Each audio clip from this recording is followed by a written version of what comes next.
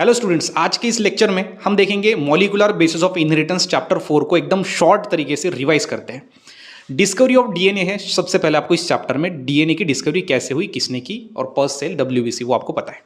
उसके बाद इसके ऊपर 3 एक्सपेरिमेंट है DNA as a genetic material. पहला ग्रिफिथ एक्सपेरिमेंट, दूसरा एवेरी मैकलोड मैकर्ट एक्सपेरिमेंट और तीसरा हर्शीचेस एक्सपेरिमेंट। इन्होंने बताया डीएनए ही जेनेटिक मटेरियल है। उसके बाद डीएनए पैकेजिंग नाम का कंसेप्ट आपको है, जिसमें प्रोकैरियोट्स लोअर ऑर्गेनिज्म के अंदर डीएनए पैकेजिंग कैसे होता है। उसके बाद आपको है डीएनए पैकेजिंग इन यूकैरियोट, जिसमें ये न्यूक्लियोसोम्स और ये क्रोमोसोम बनता है, जैसे हायर ऑर्गेनिज्म की हम बात करें। उसके बाद यूक्रोमेटिन एंड हेट्रोक्रोमेटिन डीएनए के रीजन्स होते हैं, वो क्या होते हैं वो दिए गए हैं। डीएनए रेप्लिकेशन, एक डीएनए से 2 डीएनए बनने की प्रोसेस, जिसमें activation of nucleotide, initiation and initiation origin point, वहां से तो टोटल आपको ये 2 डीएनए के जो मॉलिक्यूल्स है वो बनने तक जो प्रोसेस होती है वो आपकी डीएनए रेप्लिकेशन होती है। देन आपको दिया गया है कि डीएनए रेप्लिकेशन ये सेमी कंजर्वेटिव प्रोसेस है, हाफ पार्ट जो है वो बचा जाता है, तो वो आपको दिया गया है आपका मेजल्सन एंड स्टेल एक्सपेरिमेंट उसके ऊपर।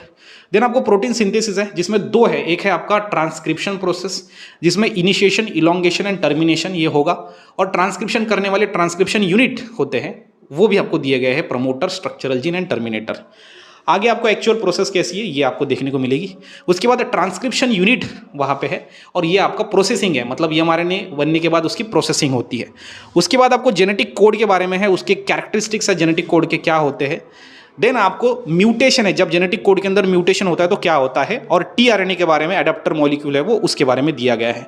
उसके बाद जो ट्रांसलेशन प्रोसेस है उसमें भी आपको 3 प्रोसेस देखने को मिलेंगे, एक इनिशिएशन ऑफ पॉलीपेप्टाइड चेन पहली स्टेप, दूसरी इलोंगेशन ऑफ पॉलीपेप्टाइड चेन, और तीसरा termination of polypeptide chain. 3 step आपको देखने को मिलेंगे आपके ट्रांसलेशन में। उसके बाद जीन एक्सप्रेशन का रेगुलेशन कैसे होता है, कैसे कम ज़्यादा होता है वो दिया गया है, जैसे ओपेरॉन कंसेप्ट। ओपेरॉन कंसेप्ट में लैक ओपेरॉन आपको दिया गया है, जिसका ये आपको डायग्राम दिख रहा है, जिसमें मॉडल ऑफ और ऑन कब होता है वो दिया गया है। और लास्ट में आपको human genome project HGP and एक इंपॉर्टेंट प्रोसेस है दैट इज डीएनए फिंगरप्रिंटिंग, जो कि आप यहाँ पे इमेज में देख पा रहे हो। अगर वीडियो पसंद आया तो वीडियो को लाइक तो बनता है।